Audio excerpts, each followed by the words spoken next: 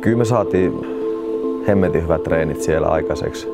Se, että se pamahti niinkin jäähän mitä se oli, niin se oli oikeastaan sen takia, että jos pikkasen lunta tuli, niin jouduttiin lanaamaan sitä. Ja se, jos sä lanaat rinnettä, joka on oikeasti jäädytetty palkilla ja vielä vähän vettäkin satoi siinä välissä, niin tiedettiin, että se tulee olemaan kovaa.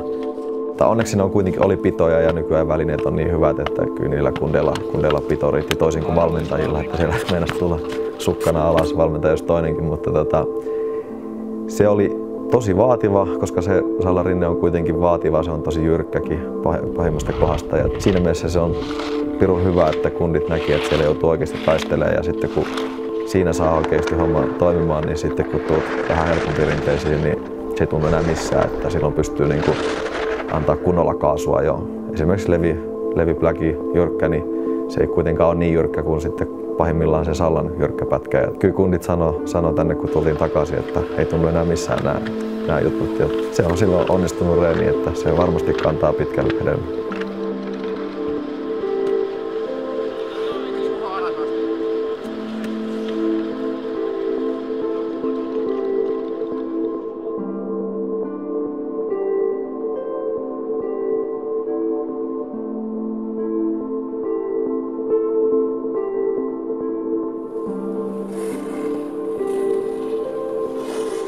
Sanotaanko, että on ollut aika paljon haastavampaa, tietenkin kun on laskenut niin kuin miesten kanssa. Varmaan osiltaan ehkä joskus olosuhteet, mutta sitten myös ehkä radat. Ja sitten tietysti se, että se ehkä kuluu vähän eri lailla joskus kun laskee miesten kanssa. Mutta toisaalta se on varmaan ihan hyvä, koska nyt kun pääsee laskemaan sit naisten kanssa, niin esimerkiksi äsken kun kävin tuossa laskee ekaa kertaa oikeastaan naisten kanssa, niin tuntuu aika tosi helpolta verrattuna sit aiempaan, niin ehkä se siinä mielessä on ihan hyvä. No minusta on ensinnäkin tosi siistiä olla täällä Lapissa, täältä kun on kotoisinkin, niin tosiaan tuntuu niin kuin olisi ihan kotonansa. Niin jotenkin tosi hauska fiilis kyllä ja silleen. Mulla on ainakin toistaiseksi vielä tosi rento fiilis. Ja toivon, että se pysyykin semmosena, että pystyy nauttimaan ja sitten lähtee laskemaan rennosti, niin silloin yleensä tulee paras tulos, oli sitten tilanne muuten mikä hyvänsä. Kyllä kotikenttäetu on iso asia.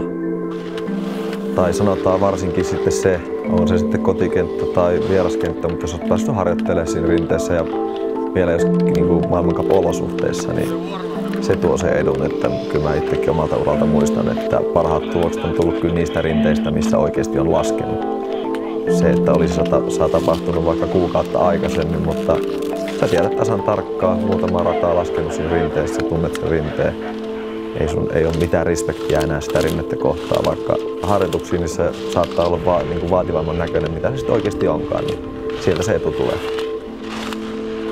Ja niitä pikkujuttuja, mitä mä yritän sit omalta uralta kaivaa näille nykyurheilijoille, että mitä mä oon kokenut sen, mitä mä TV:stä näen, mitä mä näen siitä starttikupin vierestä, mitä mä tunnen sitten pinnin takana, mitä mä oon oikeasti joutunut tekemään siinä kisassa.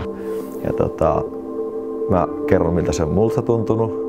Urheilijat tietää sen sitten yhden version siitä, eihän se kaikille ole sama, mutta joillekin se saattaa olla sama ja se saattaa olla se ratkaisutekijä sitten, että hetkinen, että Leinohan sanoi, että jumalauta pitää olla alusta asti hereillä, että se näyttää hitaammalta TV:tä.